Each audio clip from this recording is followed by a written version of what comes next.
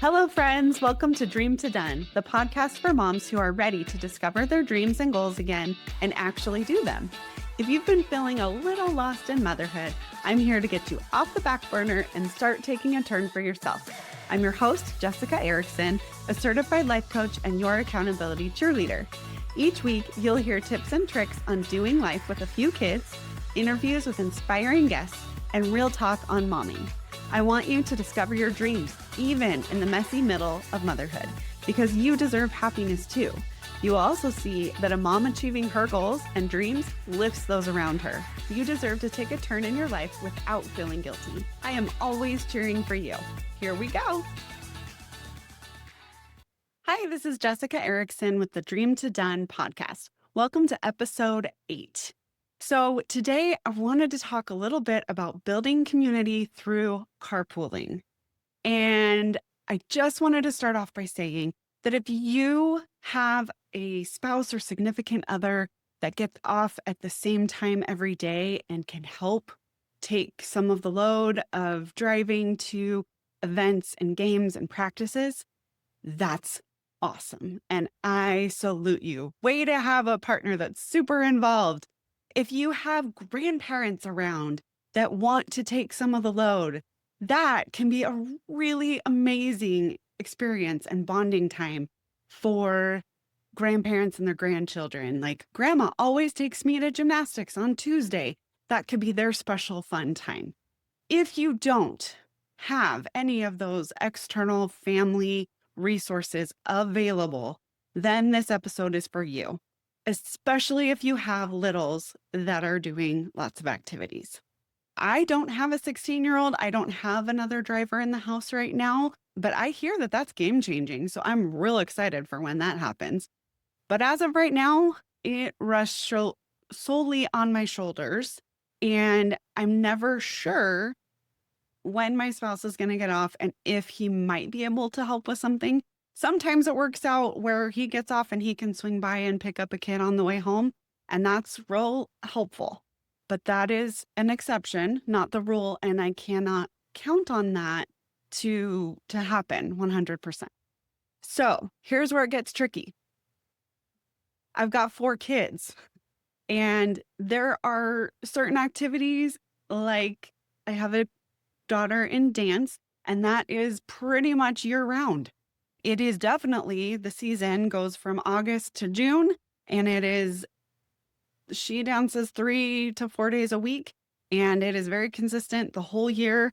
And she's going to be there for maybe 2 to 4 hours a day sometimes.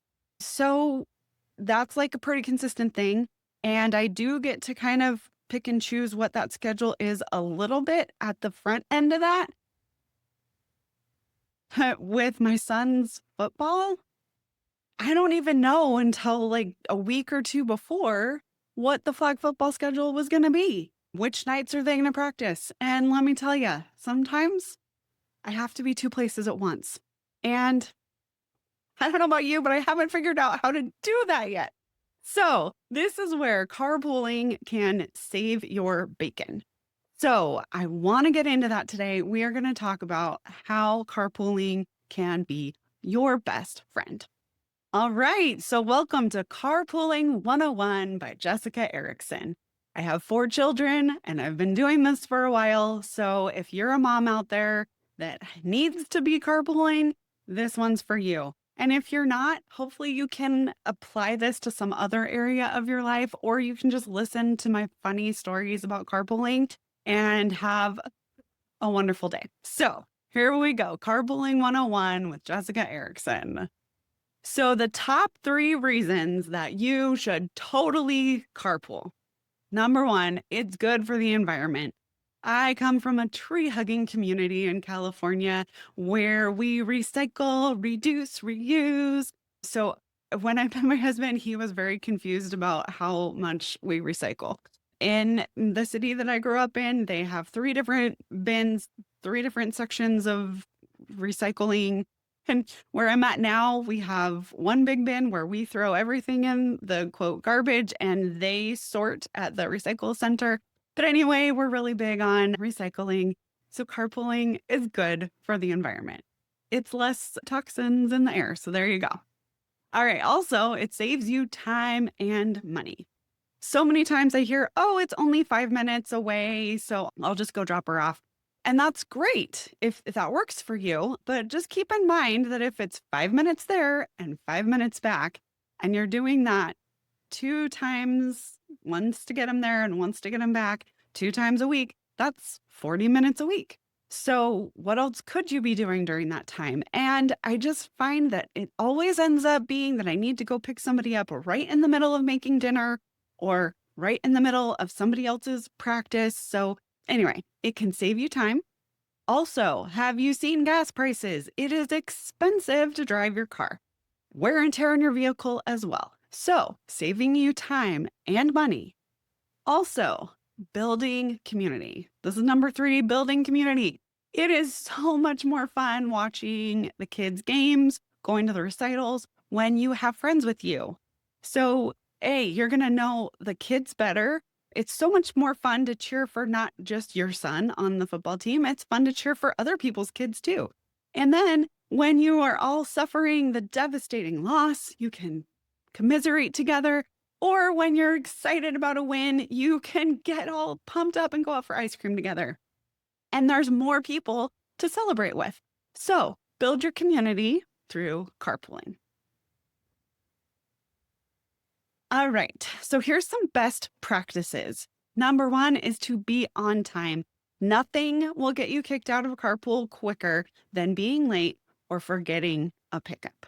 I still remember getting a phone call from the preschool teacher, and I was getting a little concerned because my kid wasn't home yet, but I thought maybe she just took him the long way home, or she's dropping off all the other kids first. It was a little bit late for when I would get my kid dropped off to me, but I didn't realize that she had forgotten to pick them up. So I got a call from the preschool teacher, and she was like, hey, can you come get them? So I ended up grabbing all of the kids in the carpool and dropping them off, and we got in a little bit of trouble that day. So anyway, we needed to reevaluate. So at that time, there's a couple ways you can do carpooling. One is to do an on-off week. So you're going to take week A and I'm going to take week B. I'm going to do all the driving in the week that is my week. I'm going to take them there. I'm going to bring them back. You could also do a schedule that is the same every week. So I'm going to take Monday, Wednesday, Friday. They're going to do Tuesday, Thursday. Whatever works for you. You can also do, I will consistently drop them off at the location every day and someone else will pick them up. I just want you to be conscious of what works best for you. If you know that you are really good at mornings and you are always on time in the morning for school and you're always on time in the morning, but the afternoons you kind of get lost in work and forget that it's time to go, then volunteer to take the morning shift. If you are real sluggish in the mornings, but you can know that you can always be there on time in the afternoon, volunteer to do the afternoon shift. Whatever it is, whatever works for you, but you don't want to be the one that people spread that say, don't get in a carpool with her, she's always late. That's not what we want. So be on time. And I'm not saying that there can't be exceptions to the rule. Obviously, if your car breaks down or there's an extenuating circumstance, but have that be the exception, not the rule. Okay, the other thing I would say is be as even as possible. So if you are going to drive 3 days a week, make sure the other person is driving 3 days a week too. If you can, be even. I did have a friend who had a seizure, and after she had that seizure, she wasn't allowed to drive for 6 months. And so during that 6 months where she couldn't drive, her husband could get the kids to school, but she couldn't get them home. So I just was like, it's not a big deal. I'll just grab them because I'm going to the school anyway. You live around the corner. It's just not a big deal. And it truly wasn't. Her kids were super well behaved. And honestly, one of them just got in the front seat and read the whole time we drove home. So it was really not a big deal. And I was totally okay with that. So it's okay to just be nice and to let other people be nice. And when they do, just say thank you and let it be enough. And that's fine. I think the other thing I would say is to be honest with yourself and be honest with others. I think sometimes as moms, we want to help other people so much that we put ourselves in a really bad position just to try to be helpful. And just take a minute before you decide to join in a carpool. Like, is this really going to help me? Or am I just trying to help somebody else? Like when it's mutually beneficial, that is magic. But if it's not, and you feel like you're the one that's always giving, you're going to end up resenting it. And we do not want that. So be honest with yourself and be honest with others. If you start a carpool and it just like is not working, please be honest. Like be honest with yourself, be honest with others, and like figure out a way that it can work, or don't do it, but be honest. Okay. The next thing I want to talk about are some hot tips. I highly recommend keeping a blanket in the trunk. There are days when it will rain and they will have football practice and they are going to come in wet and with those super muddy cleats. And you do not want that all over your car, right? So keep a blanket in the back. It's much easier to like throw the blanket in the washing machine than it is to take out all of the floorboards and or floor mats and wash those. Also, if it's just wet, like sometimes throwing the blanket on so they can sit on it so you're not getting water all over your car can be helpful too. So keep a blanket in the trunk. Tissue box and garbage can. I have one in my car at all times. You would not believe the things that people will bring with them when they're getting in the car. And you're like, banana peel. And if you don't have somewhere for them to put it, then they're just going to put it in the cup holder, or they're going to put it on the seat or on the floor. And then you're going to find the wonderful banana peel a week later when there's a smell. So have a garbage can in the car. Have a tissue box. Seasonal allergies are a hot mess up in here. So just have some in the car so that when somebody is like sniffling or getting ready to sneeze, you can pass Kleenexes back and you can pass the garbage can back. Like, here you go. Also, just keep in mind, this is your car. Sometimes when we're carpooling, we just want everybody to feel really comfortable. So we don't share rules of the car. It's your car. It's okay to have rules for your car. You just need to make sure that everybody knows what the rules are and that they know them from the beginning. So just be real clear. Hey guys, we're not going to eat in the car, but water is great. Or, hey guys, I have Kleenexes and a garbage can. All of your garbage will go in the garbage can. It doesn't need to be a big deal, but just let them know what the rules are for your car. It's still your car. Okay, I wanted to talk about some other benefits of carpooling. One of the most fun things for me was to see some of the social dynamics that were going on with my kids' friendships. So we had a particular year, which I will talk about in a minute, but we had 4 flag football boys that were all on the same team. And so they would be in the car and I would just laugh the whole time. The whole drive, I was laughing because this one little boy was hilarious. Like he was so funny. And whenever he was around, the other kids all like got funny and they joked, and it was such a positive relationship, so much fun, just so light and funny, and things they came up with would just crack me up, and I would be laughing all week because of the things that the things that I overheard during carpool. There's also been a little like warning flags have gone up at other times. I did have a daughter who was normally pretty social, vivacious, and I would notice that every time one girl got in the car, my daughter shut down. And that was good information because then I could be like, hey, how come we're acting different when she's in the car? What's going on? And it helped me to understand that there was a relationship problem that we needed to address. I needed to empower my daughter so that she could still be herself around this one friend. And that's okay. But if we weren't carpooling, I wouldn't have known there was even a problem. So Carpooling can help you see some social dynamics that you may not see while they're in class or while they're on the field. Okay, let's talk about my favorite year. It was the year that we got the spreadsheet together. If you've had a daughter in dance, you know that the dance studio is very important. There's a lot of loyalty, and these teachers work with them for years. So it was a really big deal. But it was taking me 18 minutes to get to the dance studio. And I just was really struggling because it felt so far away. So my daughter had a bunch of friends that were going to one that was 5 minutes away.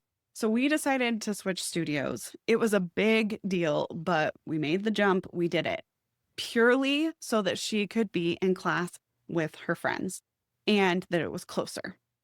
So all of us, we had like 4 families that were involved in this. All of our daughters were in dance, and not just at the same studio, but in the same classes. That was magic. Then we had all of these boys that were doing flag football, and that was amazing. And then we also had a younger group of girls that were all in a beginning dance class. And so we made sure they all got in the same class. So we had 3 different times of going to 2 different locations, but they were all overlapping. And it was so confusing that I made a spreadsheet. And I was like, okay. So I made a spreadsheet, and each kid had their own color. And we got them to all of these different activities. But there were 4 different moms that I was doing this with. And it was amazing. So here are the things I learned.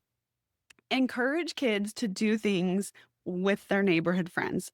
Encourage them to do things that your friends are already doing. So I do not mean to like put a squash on your kid's dream. If your kid wants to be a tennis all-star, by all means, go do that. If you have a kid that's like, I really want to try ice skating, great. But at this point, my kids were like, I don't really know what I want to do. So instead of giving them like any option available, I was like, well, let's see what your friends are doing. And guess what? My son's friends were doing flag football in a different city. So we were just tagging along. We're going to go do that. Now, I want you to not be afraid to ask questions. You can ask for things, and the worst thing that can happen is that people say no. I used to be really afraid of people saying no to me because I would take it really personally. Remember, I'm super emotional, and I would like be so afraid of getting a no and that pain that would follow the no that I just wouldn't even ask.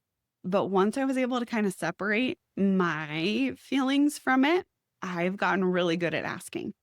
So we were signing up for flag football, and they were very clear that you could not request teams. You couldn't request to be on the same team as a friend. But I went and talked to the director, and I was like, hey, this is not like I want to be with the kid that has the most skill. This is like a carpool issue. We all 4 of these boys need to be on the same team because we're carpooling. This is a carpool thing. And he was like, okay, that's fine. No big deal. So they all got on the same team, and it was because I asked. And we were like debating, should we ask? Should we not ask? And I was like, no, we're going to ask. And it ended up being so much fun because A, we got to carpool, and then B, we all got to watch the games together. So that was fun. Okay. So that was like the coolest year because every single one of the moms that was involved the first couple weeks kept calling me and being like, are you sure I'm doing my fair share? I don't feel like I'm driving enough. And I was like, no, we all have the same amount of shifts, but because it was so well planned, we all felt like we were getting a vacation, and it was amazing. So we all got to do some driving. We got the benefits of carpooling, of seeing this social dynamics. It was even so much fun because we would get to compare notes and be like, hey, did they talk about this in the car with you? It was so funny. And it was so great. And we got to sit back and relax everybody was worried they weren't doing enough, but we were. We were all getting all of these kids to the same locations, having fun with their friends, and carpooling. So it was great. The spreadsheet year was magical. Now, after that year, some of the dance girls were a little bit older, and so they moved up to higher teams. But that didn't mean that we couldn't still carpool when needed because we're going to the same location. And sometimes one kid would be ending while another kid would start. So we could, carpool in a little bit here and there. But anyway, that was the magical year. And then COVID happened too, which kind of put a dent in everything. Okay. Now, my daughter, I'm entitling this section the drama story, but I'm not talking about drama as in like it was so dramatic and blah. They were literally going to drama. So my daughter was going to be in this play. And again, I didn't know all of the times before we signed up. But once we got the times, I was like, oh, shoot. Again, I haven't figured out how to be two places at once yet. And I had one daughter that needed to be at dance at the exact same time that the other one needed to be across town in a different city for her drama class. So I knew no one. I did not know any of the other moms. And so I was like, oh, I am in so much trouble. What am I going to do? I was like trying to figure out if I knew a high school kid that was going to be available or like who can drive. I just can't do this. So I asked my daughter, is there anyone that you know that goes to your school that is also going to this drama class? And she was like, oh, yeah, I have this one friend. Kind of. She's not really a friend. She's an acquaintance. She's in the other class, but she goes to my school. And I was like, great, get her mom's phone number. And so I had the super awkward phone call where I was like, hey, you don't know me, but I'm Jessica and our kids are doing this class together and I can't get her there. Is there any way that you could pick her up from school and get her to this class and I will pick up both girls and drive her home at the end of the night? And it was like a leap of faith, right? It turned out to work out great. And guess what? She ends up being really cool. And there was another family, like their family ended up being friends with our family. We went to the play together at the end of the class. And our sons were both in flag football. And so I saw them frequently. So it ended up being a great person to know, good friend, right? So get out of your comfort zone and ask. Just find somebody, beg, borrow, steal, right? Like find somebody that is going to the same place and make a new friend. Okay, now I wanted to also talk about carpooling with yourself, making your life easy so that you may not have to drive as much. So the first thing I would suggest is to put all of your kids in the same classes. So if there's a class that they can do together, try that. I had one year where I put my oldest two were in the same hip hop class, my daughter and my son in a hip hop class at the dance studio at the same time that number 3 had her tap class. So put them in the same classes as much as you can. So yay, if you're on video, you can see these awesome pictures of my kids where they're both doing hip hop and it was great. After that, my son decided he didn't want to do hip hop and that's fine, but he tried it. And who knows when those magical skills will come in handy in his future.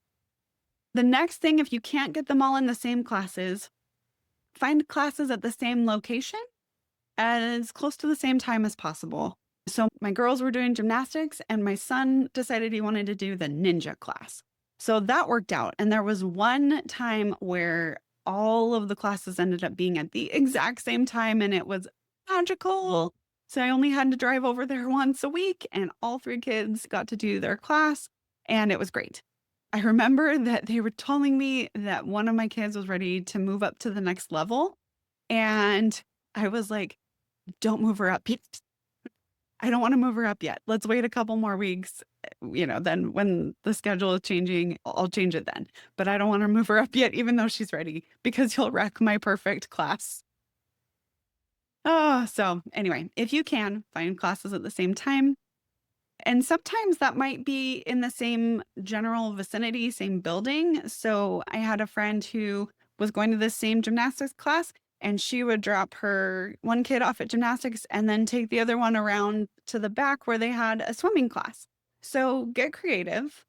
And if you can't do the same time, stack them when at all possible. So you're driving over once, and then one kid has class, and then the next kid has class. This was really eye-opening to me. The lessons I've learned from it is that we all take turns waiting and supporting each other. So you got to do your class and now it's your turn to wait. Or you get to wait and then it's your turn to do your class. So I have a bag that is our go bag that I will only take to situations like this where one of them is waiting for another one. So I wanted to give you an idea of some things that I've had in my go bag. So number one, I've had snacks. I want them to be non-messy snacks. So like pretzels, fruit snacks maybe, but something that they don't get all the time, but when they're waiting, it's their special snack that they get only at that location and only at that time.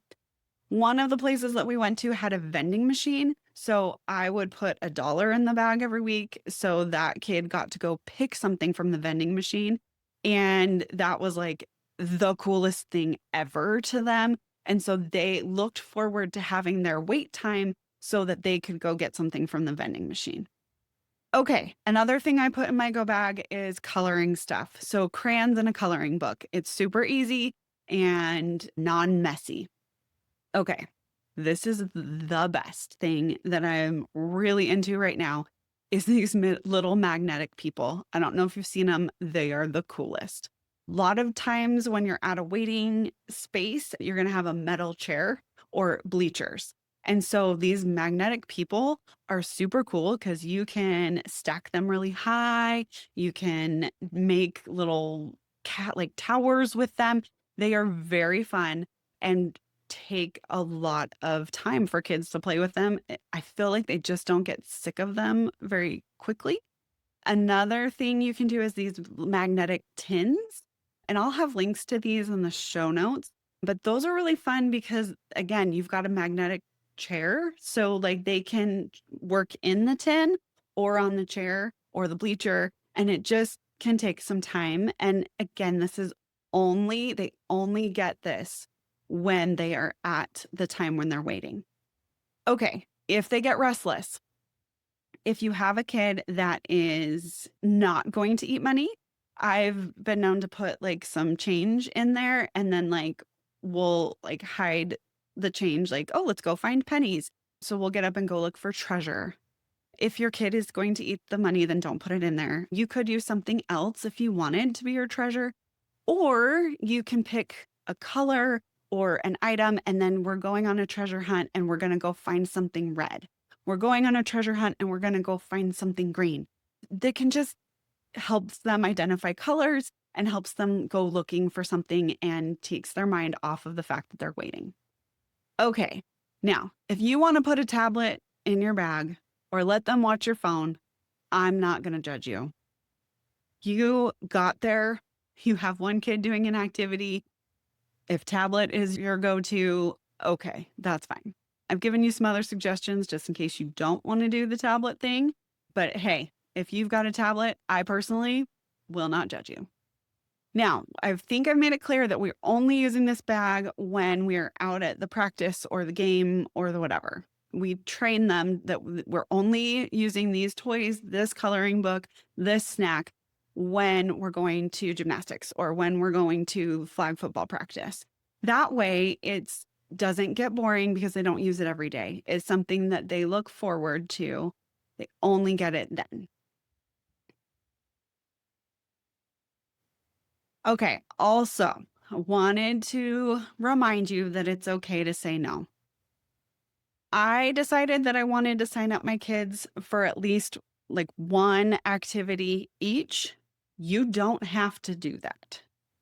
You can say no, and that's okay.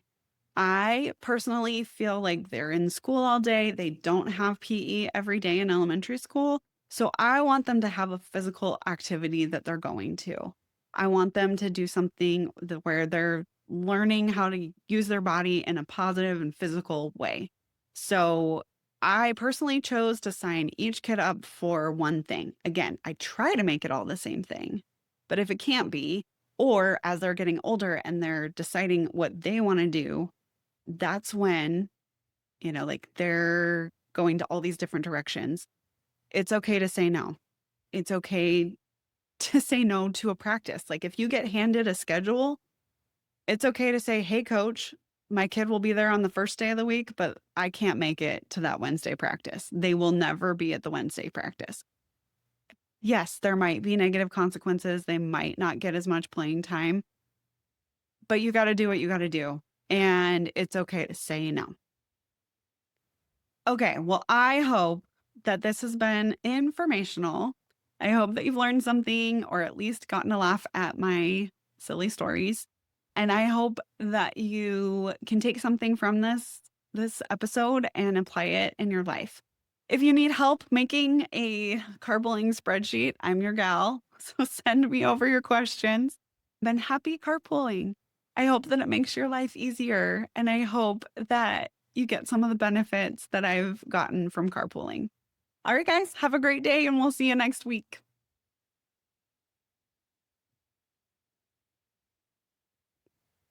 Thank you so much for tuning in to this episode of Dream to Den. If you enjoyed today's episode, it would mean so much if you would leave a rating and review. It helps more moms like you find the show. Don't forget to subscribe to the podcast on your favorite podcast player. I'll see you in next week's episode. I'm always cheering for you. See you next week.